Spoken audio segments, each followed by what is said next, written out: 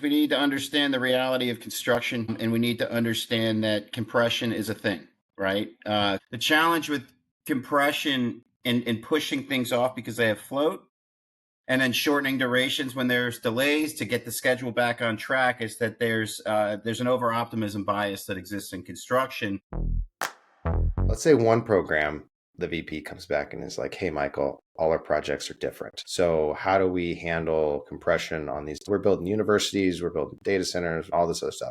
And then one program is a predictable program. It's the same kind of building over and over again. Walk me through in both of those examples how you'd work with that VP to come up with kind of a game plan to tackle schedule compression.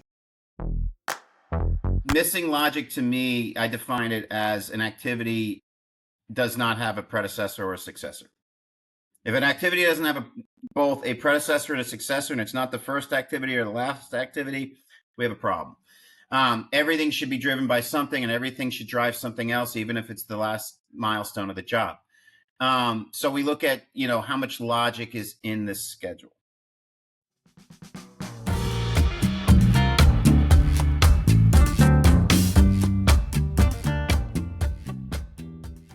Hi, folks. A quick one before we dive into this week's episode. Our book, The Critical Path Career, How to Advance in Construction Planning and Scheduling, is out now, and you can order it on Amazon. We'll include a link below. This is a great way to show support for the Beyond Deadlines podcast, and Greg and I have worked extremely hard taking everything we know in our 30 years of experience, plus everything we've picked up from shooting this podcast, and we've tried to pack it into an information-dense book that you can use right away. In the book, we have specific strategies on how to get a raise, how to get a promotion, and find a new job. We include 26 of the best interview questions that we have come across, in addition to 34 specific impact ideas that you can go use on your projects today. We want to thank everyone who's shown us support so far, and enjoy this week's episode. Welcome to the Beyond Deadlines podcast, where we tackle challenges that planning and schedule leaders come across on a day-to-day basis. My name is Micah Pipo, and I'm the CEO of Movar US, a project management consultancy. And my name is Michael Pink, and I'm the CEO of SmartPM Technologies, a data analytics solution to support project controls and construction. Today, Michael's on the hot seat, and we are talking about schedule compression. This is going to be a good one because we are going to dive deep into this topic. So, Michael, you're working with a large GC, and at the end of each of their projects, everything seems to be moving perfectly smoothly, and then they get right about to the end and pop, the project blows out and it's late. A VP has noticed that this is a consistent trend that you're seeing. How do you address the issue? First thing we need to do is we need to understand the reality of construction, and we need to understand that compression is a thing, right? Compression is a ever happening thing because the resource challenges that exist.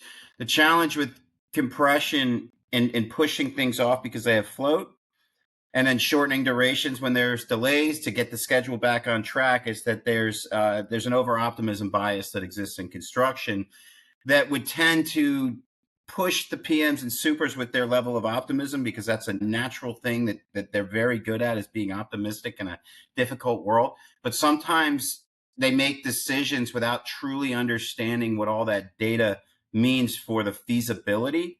And that is a gauge that you can look at through compression. So what I would be telling the VP is, let's start to study compression across your jobs and looking at, as it's mounting, what levels is it mounting to, and when, what sort of patterns do we see across your portfolio? And then we can then drill into how to solve that problem. Now, let's say I'm the VP in this scenario, and I'm saying, Michael, that's great, but I've only heard of compression socks. So what is schedule compression? So schedule compression is when you start to, you have a game plan when you create your baseline. You have listed all the activities, you've put in all the sequencing that you think makes sense, and then you start to progress your job, and not everything goes as planned, right? There's so many different things that need to happen if you wanted to keep up with your schedule. And then the value of these CPM engines that we look at as a management tool is that they have a value called float. And when something has float, that means it can be delayed without delaying the job. But the more you do, the more you push things off, the more things stack up. And that starts to create an environment where you're trying to do a lot more in a shorter amount of time. And that is what we define in construction scheduling as a compression. You're compressing your activities, you're stacking your trades, you're shortening your durations to still achieve the same goal. The level of compression that we need to look at is whether or not it's feasible with the resources that we have access to. And quite frankly, sometimes that compression gets so high that it's not possible. And nobody really understands that until they can visually look at the building and no, there's no way we're getting this thing done in 3 months, which is why we see this happening towards the end of the job, because our brains can't tell us that when the structure's going up with concrete, but it can tell us that when we're looking at all the trades buzzing around the building with about 2 months left to go before the deadline. And we don't think it's going to happen because we can now do the math in our head. I love the oh no site walk where you finally are like, this is not going to work out. Okay, so we've got the definition of compression, and you brought up float, which float can mean a lot of things to a lot of different people, unfortunately, and there are mathematical definitions for it. Let's say for this VP, I'm just kind of walking through what is brain power. Be like, okay, you said that activities are coming in. Well, then why don't we have enough float to handle this? Well, my expert opinion is you have the float that you have based on how you structured your job with logic and activities. You can't really create float unless you actually have an acceleration plan that's been thought out and is possible and agreed to by the various parties. You can come up with ways to create float, but you need to have a plan around it in order to make it happen. For instance, if you decide to remove some logic to stack some trades, you need to get more resources there to do the work simultaneously. So creating float has to come with an action plan that makes sense. That is why one of the things that I've seen in the industry is people want to create float, but they don't want to do what it takes to make it happen. And that's where compression can be a silent killer on your job and end up in that situation where everybody's scrambling and now everybody's coming up with excuses and arguing as to why did this happen, and nobody's been looking at delays the whole time. Let's look at this from like two different types of programs because I want to see if they're two different answers. Let's say one program, the VP comes back and is like, hey, Michael, all our projects are different. They're different projects. So how do we handle compression on these? We're building universities, we're building data centers, all this other stuff.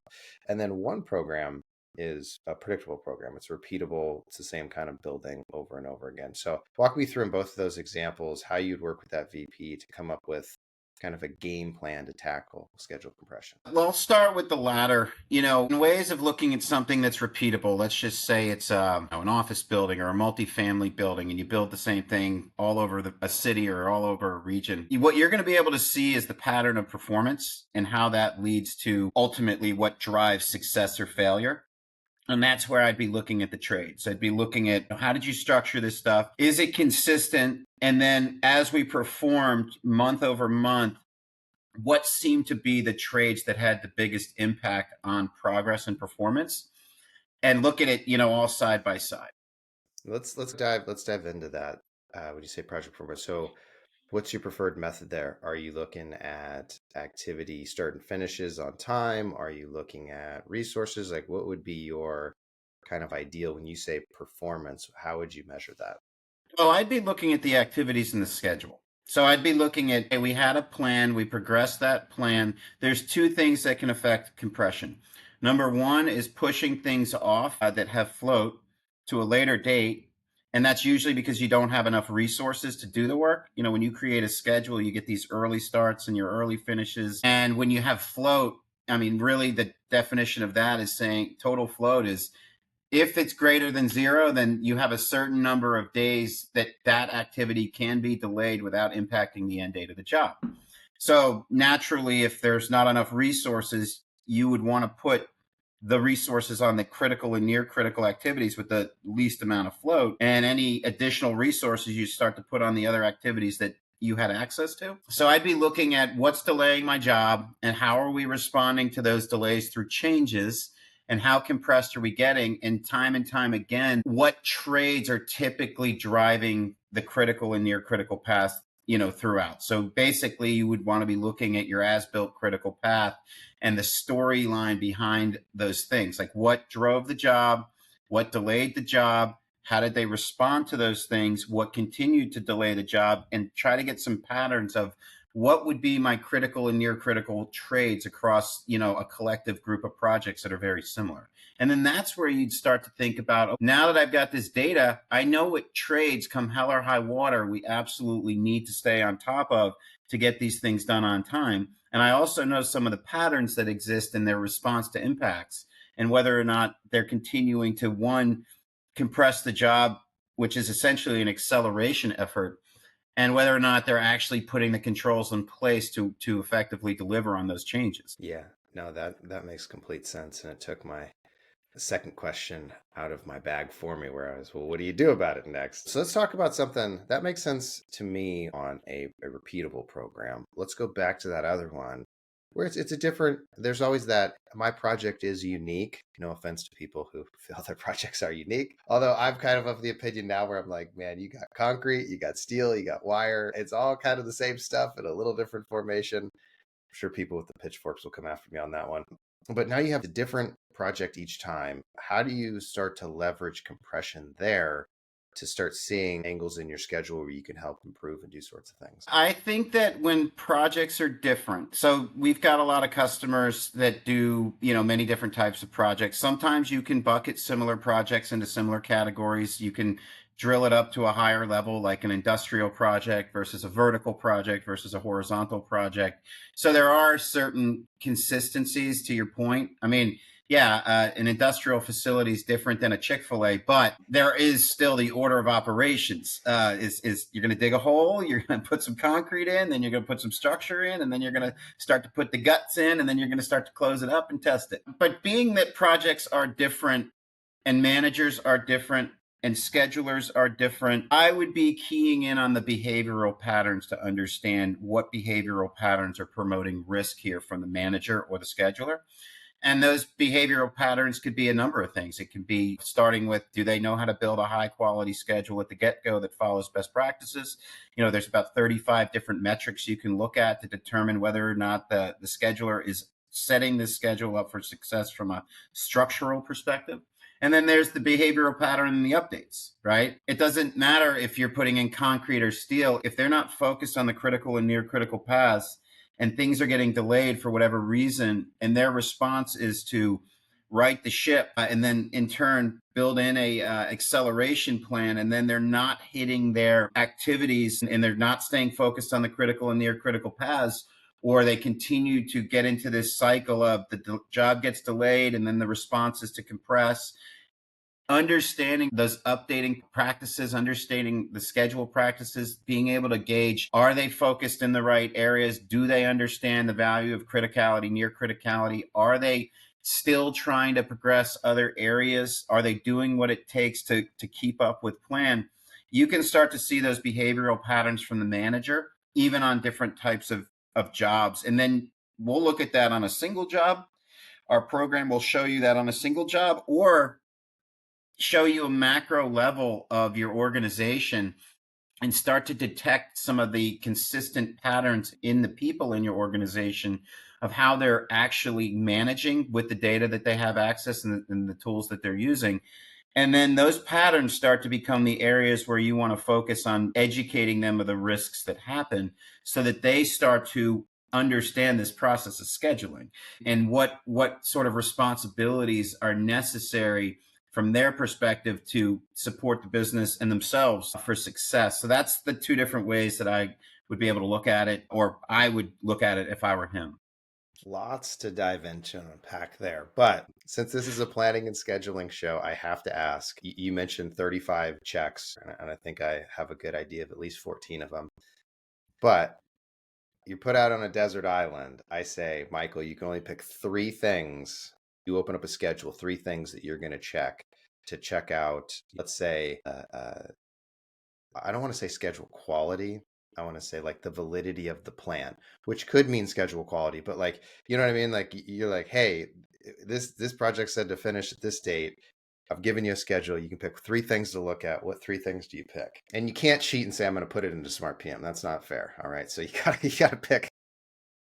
Well, having looked at a lot of them, and we meet clients at different places, and those customers that we meet, we have to determine where are they at in their project controls journey. And a lot of times, when you get into the smaller construction organizations, we want to get them fixing schedule quality, and I like to start with missing logic, number one. Like So I stuff am a like when you say missing logic, you mean stuff not tied together or stuff that just has low amounts of logic? Well, there's two. Missing logic to me, I define it as an activity does not have a predecessor or a successor. If an activity doesn't have both a predecessor and a successor, and it's not the first activity or the last activity, we have a problem. Everything should be driven by something, and everything should drive something else, even if it's the last milestone of the job. So we look at, how much logic is in this schedule. The next area I would look at is how much high float do you have? Because missing logic, once that problem is solved, the next question is, are you still missing crew logic? Right? What happens when people build a schedule, sometimes they'll let's just think of like a 10-story building. They'll let that concrete or structural activities create that staggered flow. But when they get into the internal trades, they're not saying that we have a resource constraint. They're saying if things get delayed and we stack, well, there's unlimited resources to manage the stacking of those trades. And we want to put logic in there to keep those trades, sort of set up for having that crew constraint. And if that's missing, you're setting your schedule up for compression by design without necessarily understanding, the resource issues that are going to mount. And the other piece that happens is the true critical path starts to hide itself. And that would be the second thing. And I believe there's a number of other ones. We actually have two ways of looking at high float. There's an average float, but there's also a relationship of logic to activities. So I want to see generally a 2-to-1. I want to see twice as much logical ties than I do activities in the schedule. And that's because I want to know in a given area what trade is coming next, and then also where is that crew going next for the trade that we're talking about. So that's like a 2-to-1. The last one, I would say, I think long durations is something that I would look at too, separate from procurement activities, but long durations on actual activities. And the risk that exists there is that it's much more difficult on a longer duration to truly gauge progress unless you have a control in place to do that. So that makes it so you may be wrong about percent complete, and that could be starting to erroneously change the true critical path of the job and the near critical path and those things if you're estimating in your head wrong. And Or that's those maybe you're three. using duration percent complete. Right, exactly. So those are the things that I would say if I'm looking at a Disclaimer, schedule. folks. Disclaimer, folks. You probably don't want to use duration percent complete. I better say that before someone runs Yeah. off. So yeah, those are the areas that if I'm walking into an organization that really needs to put the best controls in place to create schedules that I think will mostly have accurate float values and critical paths and near critical paths, those would be the top three for me. Those are amazing, and I love the. I've heard it quite before, but the logic, the activity, the logic is consistently overmissed because you get into some of the, at least my experience, mostly on larger jobs. You get into those larger jobs, and I think people almost just get a little bit of schedule fatigue when you just start kind of going to single relationships or just kind of just like, yeah, and it falls apart. Jumping back into our hypothetical now, the VP wants to get proactive now. It's like, Mike, you've done a great job laying out this case. You've done an amazing job explaining compression. How do I get proactive about this now? How do I start using this as a proactive measure KPI instead of reactive? He's like, you've laid it out and it feels reactive, but now I want to move to proactive. Can you walk us through a little bit how that compression can really get to be a proactive tool? Yeah, absolutely. So monitoring it, right? The way in which we monitor it in SmartPM is we basically look at what was your earned value curve over time. And then you track planned progress versus actual progress. And then you look at, what's going on with the delays, right? Or what, if you're not keeping up with planned progress, but you're not delayed, that means that you're actually keeping up with the critical path, but you're pushing a lot of things off towards the end. But if you are also being delayed and you're riding the ship through changes, you're doing a little bit of double compression, which will just increase the curve. But I like to use compression as a means to making sure that when it gets to a certain threshold above, we'll call it 10, 20, 10 or 15%, that the project manager is proactively, looking at the plan and making sure that the resources are where they need to be to progress in accordance with the plan. And then another metric that you can gauge as well as historical performance as an indicator of future performance or predictive. So between those two, you can see where's the project headed based on historical performance, and then how compressed are we? And those are the two things that if you start to be proactive with keeping up, that those numbers start to decrease. So what we use is that those numbers to have that difficult discussion with the PM that we're not on track, and it's because we're delayed for certain reasons. It's because certain things are getting pushed off. The response has been to compress, which I agree with, but now we need to deliver. And one other area that we look at side by side with compression through our tool is should have started, should have finished activities based on your compressed schedule. What percentage are you starting on time? What percentage are you starting late? And what percentage are you not starting at all? And looking at it side by side with the finishes. So now you have everything in all the data you need to not be told that everything's going to be fine.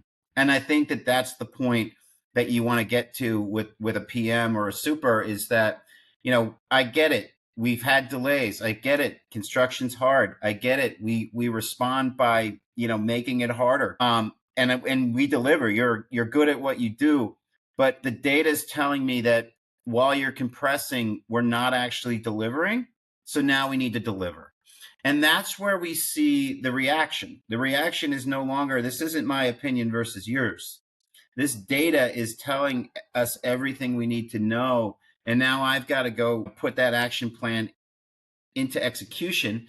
And what happens at that point is you start to see those numbers go down, and you start to see that predictive end date line up after a couple months, which then they feel that sense of accomplishment. That's how we generally use those metrics with our customers to get the teams to rally around what the data is saying, and then they actually get something out of it. They feel successful. They are successful.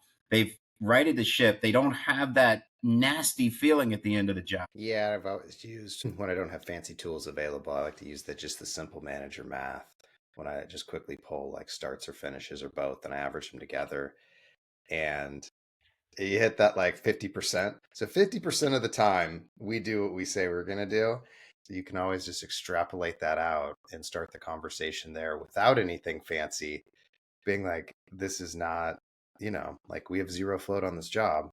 If we're hitting 50% of the time, probably going to be late, folks. And I like how you're positioning that. I really liked how you position that with the project manager and how you're bringing that data to him and showing how that compression will pan out. How that does pan out, I think there are times where you can solve compression and there are times where you can't, and the job is just late.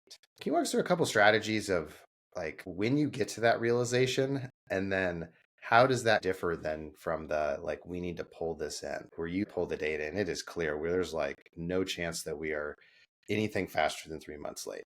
Because I do feel like that's a little bit of a different scenario oftentimes than we have a chance. And I think a lot of people hold, you brought it up earlier, the optimism bias.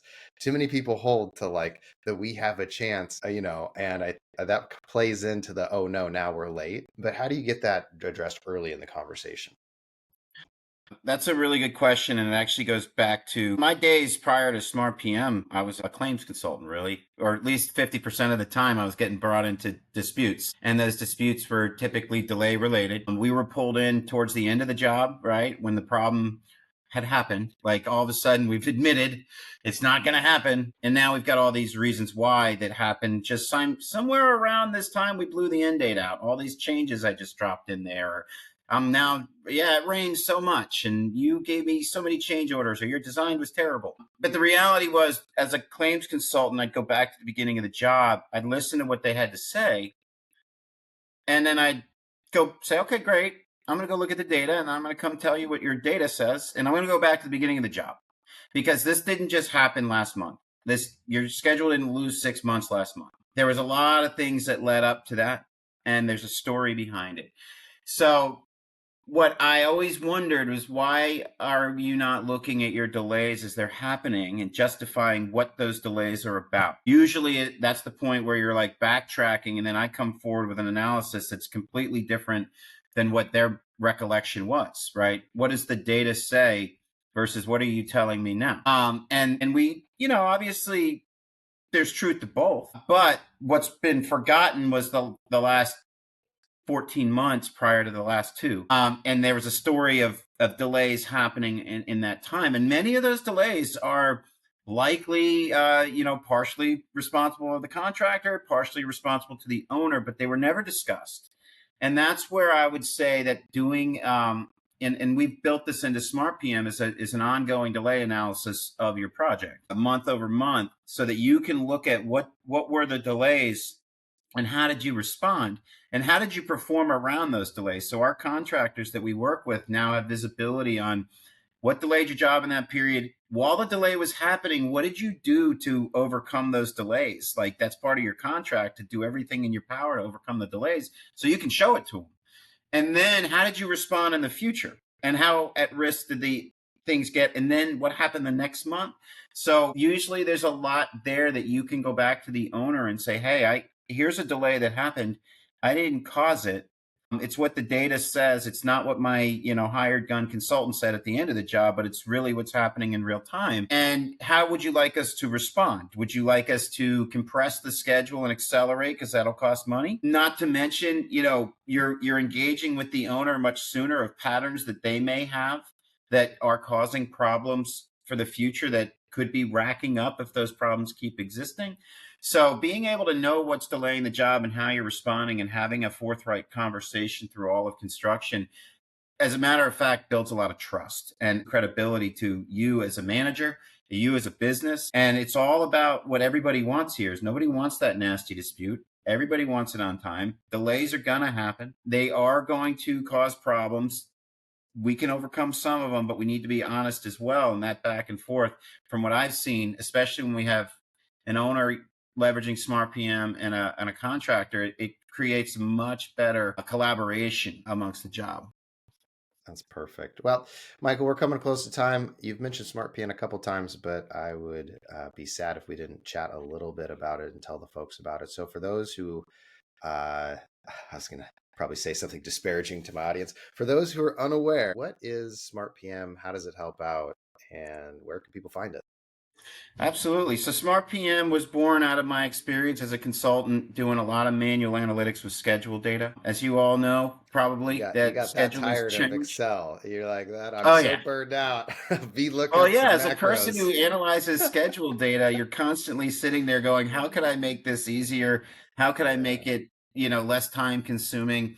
And then you're just always thinking of ways to automate what you're trying to do manually in spreadsheets. And you feel as though you're sort of got your hands tied sometimes. And, in having looked at so many projects, you see patterns like we talked about across, every project I looked at. There's schedule best practice issues, like quality issues that make it difficult to really understand with certainty what the critical and near critical paths were.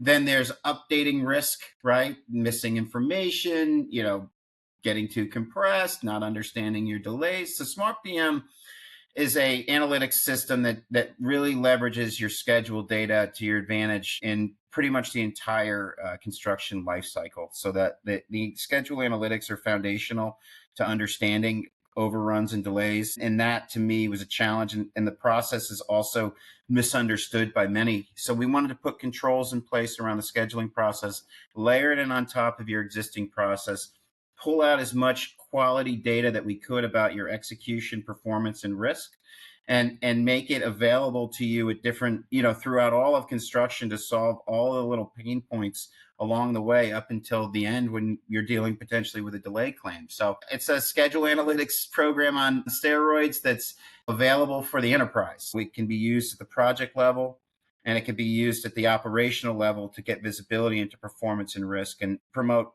very good discussion and problem solving along the way. And we can be found at www.smartpm.com. I'd also say, folks, Michael writes on LinkedIn and publishes some brilliant articles. So definitely go and check his work out because you can get some excellent tips and tricks for it. I read your article on schedule compression, which kind of got this conversation going, and I thought it was absolutely brilliant. Mike, before we jump, any words, any thoughts you want to leave the crowd with? Well, I hope everybody has a great 2025. I think it's going to be an interesting year Yeah. in the industry. I'm excited about it, but I hope everybody has a great year, and I really appreciate the time today, Micah. Absolutely. Michael, thank you for coming on. Folks, appreciate you listening. If you could like, subscribe, or share, it helps us out tremendously building this audience. For us at Beyond Deadlines, though, we'll see you on the next one.